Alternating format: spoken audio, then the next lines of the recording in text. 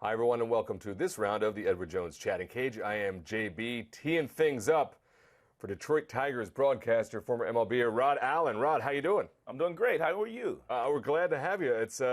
You're on the road, and we appreciate your time stopping in and hanging out with fans. Well, always. Anytime I get a chance to come over and do something for MLB, whether it be here in Secaucus or coming over here, I enjoy doing it. I love talking baseball. It is not a bad gig, and we know fans love talking baseball when somebody knows it as well as you do. So let me cue up those people that maybe don't know exactly how it works. Get the MLB Fans app fired up, fire up your device, do my job, ask Rod a question directly, get me out of the whole process. It's best for everybody. And if you can't do that, the hashtag is ChattingCage. I will find that on Twitter, and I will do my best impersonation of you. In the meantime, while those things happen, I'm going to go to the MLB Fans app now, and we'll just kick things off from Ollie Q. Rod, what is the best thing about being a broadcaster?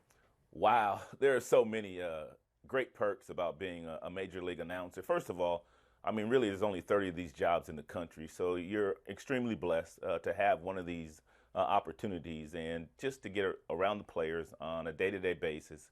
I played the game, obviously, so second to playing, being a broadcaster is something that's a tremendous job. You travel, you go to the best cities, you get a chance to watch a big league baseball game every single night. There are so many perks to being a major league announcer. It's a wonderful job. It really is. All right. Thank you for that, Ollie. Thanks for the question. Folks, that's how it works. It's that simple. Be a part of the Edward Jones Chatting Cage. Talk to Rod Allen directly. Get some FaceTime with your favorite broadcaster like this fan. What's your name? What's your question for Rod? I'm Matthew, and Ron, I want to know, you played a few years of professional baseball in Japan. How does the game differ in Japan from the U.S.? Well, the guys in the United States are obviously a little bigger and stronger and faster. And the game in Japan is a very competitive game. But on any given day, it could be major league standard if you have a major league pitcher on the mound. And there's some guys that have come from Japan to the United States. So you kind of know which guys I'm talking about, whether it be a Darvish or a Hideo Nomo back in the day.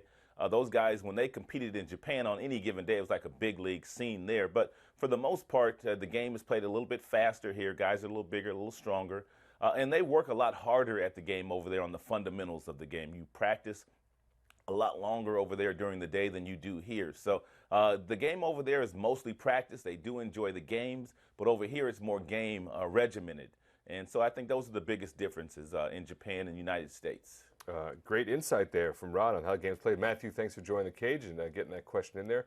That's obviously a thing we talk about, and Rod mentioned some of the big players that have done the crossover in addition to himself. Another fan steps into the cage. What's your name? What's your question for Rod? Hey, I'm Mr. Hero City from the MLB app. Sir, I just want to say you're one of my heroes. Thank you for all you do for the Tigers. And just got a question for you. What would you say are some of your pre-game rituals just before you're getting ready to make your calls? What are things you do? I want to become a broadcaster myself eventually. So if you can give me some words of advice, some things that you do to get yourself in the mindset to get ready to make those calls. Appreciate you and go Tigers. Well, first of all, thank you for the very kind words. And I enjoy broadcasting games for the Tigers. Obviously, it's a wonderful organization. But some of the things that I do, I mean, it's all about preparation. I start prepping, the night before. I mean, last night I'm reading stuff on CC Sabathia, who we'll see today. I know Gardner didn't play last night for the Yankees, but I'm reading stuff on the Yankees. I know the Tigers like the back of my hand, but when you have to go up against other teams, you don't see as much. And this is the first time we've seen the Yankees, and it's already August. So you really have to prep, you really have to read. And then after you do all the research as far as the reading, that's when you go to the person and you ask them the questions just to make sure and validate what you want to do. But to be a good broadcaster, it's not an easy job, although some guys make it look easy, but it's a lot of work and it's a lot of preparation. And if you have that work ethic, I mean, you've got a chance to do it for sure. Thank you so much for that question from that Tiger fan and for Rod letting us into the work preferences it takes, the drills it takes. Not unlike playing every day, this broadcasting gig for him is no joke. That leads me to the EDJ question of the day for Rod Allen. When did you realize, sir, you wanted to be a broadcaster?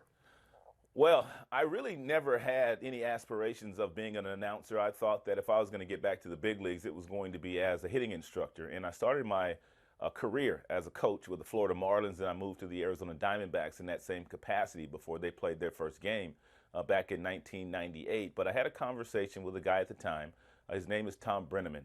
His father is Marty Brenneman. Marty's a Hall of Fame announcer, and obviously Tom is a very good announcer himself. And Tom was already working for the Diamondbacks, even though we hadn't had a team and we hadn't played the first game yet. And he was going to hire some broadcasters. And I just happened to have a conversation with him one day, and we talked for about an hour. We talked a lot about baseball. We talked a lot about the game. We talked a lot about the Diamondbacks at the time. And from that conversation, Tom, he came up with the idea that he wanted me to be a broadcaster for the Arizona Diamondbacks, and he was going to throw my name in the hat as far as being an announcer. I did not think I qualified for that. I'm a high school educated guy from Santa Monica, California. I thought you had to be a college educated to be a broadcaster, but obviously that wasn't the case. So Tom ran that idea by me. I went home. I talked to my wife about it. She says, well, you've done everything. You've been to Japan. You've been in the minor leagues as a player forever. You might as well try something else. So to make a long story short, I told Tom I wanted to give it a go, and I did a couple of Arizona Fall League games, I think, and kind of auditioned. And then I got that job, and I was a major league announcer in 1998 on radio and television for the Arizona Diamondbacks, and I've been doing it for 19 years now. So I never thought it would be something that fell into my lap, but it did, and I thank Tom Brenneman every day for that. Man, that is a great story, Rod. And for anybody at home, that's whatever your dreams may be, whatever jobs you may think lie ahead of you, don't give up on those conversations. You never know where they might lead. Thanks for sharing that, Rod. Another fan joins us here in the chatting cage. What's your name? What's your question? I'm Simon, and I'm a huge Tigers fan. And my question is, how many years do you think it will take the Tigers to finish the rebuilding process and become contenders again? Well, I don't know. Obviously, they still have some very good players here. Justin Verlander still here. Miguel Cabrera still here. Obviously, Ian Kinsler here. Iglesias. They still have a really nice nucleus. I think if they were able to go out and add some youth and get a little bit more athletic and then add in some payroll with maybe a free agent or two in the next few years, I don't see this rebuild taking all that long.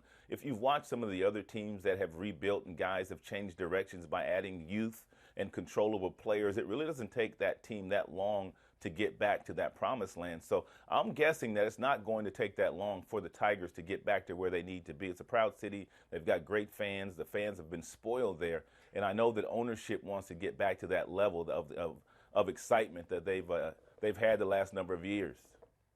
Thank you, young Simon, for that question. As the fans look out, smart young fans paying attention here, talking to Rod Allen in the Edward Jones chatting cage. I go back to the MLB Fans app now, and this goes, we're going to go back to go forwards. Lou I wants to know, Rod, who was your favorite team growing up? Dodgers.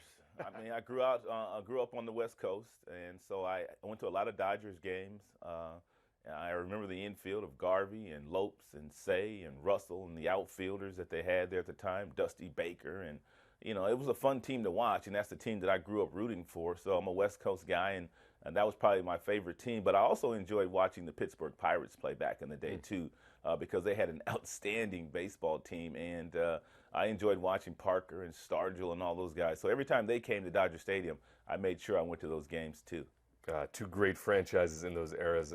Great to watch as well. And that infield, that's an infield, that LA team Yeah. talking about there. Rod Allen taking the questions, folks, here in the chatting cage. Another fan joins us. What's your name? What's your question? Hey, I'm Matt, and it's a pleasure talking to you. I'd like to know, what was your favorite play that you've ever called? My favorite play that I've ever called, probably the Austin Jackson catch. I mean, usually analysts don't get play-by-play calls and whatnot. I mean, we kind of lay out and we kind of get excited and get animated about certain things. But Armando Galarraga was throwing a perfect game, and this was in Detroit. I'm drawing a blank on the exact year right now, but that's okay. But anyway, there was a play to lead off that inning in center field. And Austin Jackson, at the time playing center field for us, he ran a country mile to make this play in the perfect game. So he kept the perfect game intact, and I just came out of my seat. I mean, and I just yelled, "Oh, Jackson!" And then it was a play for a play-by-play guy, but it just got me out of my seat, and that was probably my favorite moment as a broadcaster so far. I mean, I've called games in the World Series, I've been a part of World Series teams and different things like that. But as far as me personally, something blurting out of my mouth as my favorite call, that's probably it. Oh man, that whole game, but that call, that whole game, that catch. That brings back memories. I think it was like 2010 or roughly somewhere around there. But yeah, man, that was something else. All right, so this is how it works, folks. The Edward Jones Chatting Cage. Get your device fired up, talk to Rod, find out stuff about him, his playing years, his Japan years, his broadcasting, whatever you want to do. If you can't do that, you can type the hashtag Chatting Cage, and I will read it off Twitter like this from Flying Eagle TV. Now, we talked about the moment there, Rod. They want to know, Rod, what was your all-time favorite game that you've had a chance to broadcast? Probably Game 7 of the World Series in 2001. The Diamondbacks, obviously against the New York Yankees, and all that went on that particular year with 9/11, and all that World Series meant, and then for the Diamondbacks to come back and obviously win that Game 7. I mean, you had Clemens, you had Randy Johnson, Clemens and Schilling starting the game, the big home run by Soriano. Obviously, Mariano blew that save with the Gonzalez base hit. I know Yankees fans don't want to remember all that stuff, but that was probably my most favorite moment calling a game as an announcer. All right, that was a powerful World Series. It really all was. that was going on in that moment. Yankee fans do remember, I'm sure, without a doubt. But a tremendous job as an announcer to do that game. We have a little more time here for another fan in the Edward Jones Chatting Cage. What's your name? What's your question for Rod? Hey, my name's David. I'm a lifelong Tigers fan, and my question is, who's your favorite Tigers utility players over the past decade or so? Ramon Santiago, Don Kelly? Whoa, I mean, there's some good ones. I mean, the one they have now is not bad at all.